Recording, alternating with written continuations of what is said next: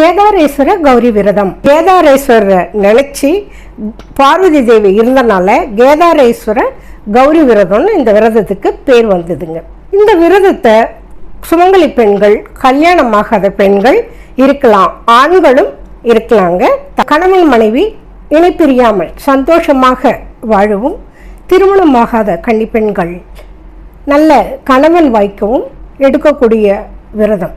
கரமான வாழ்க்கையும் குழந்தை செல்வங்களும் தடைகளற்ற நிம்மதியான வாழ்க்கையும் அமையும். கௌரி விரதம் அக்டோபர் மாதம் 1ஆம் தேதி தொடங்கி 21ஆம் தேதியோட முடியுதுங்க. புரட்டாசியில் வரக்கூடிய சுக்லபட்ச அஷ்டமியில் தொடங்கி ஐப்பசியில் வரக்கூடிய அமாவாசை அன்று முடிவடைகிறது. 21 நாட்கள் எங்களால் இருக்க முடியாதுன்னு சொல்கிறவங்க 7 நாட்களோ 3 நாட்களோ இல்லை கடைசி ஒரு நாளோ இந்த விரதத்தை அனுஷ்டிக்கலாங்க. அவங்க உடல்நிலைக்கு ஏற்ற மாதிரி விரதங்களை அனுஷ்டிக்கலாங்க.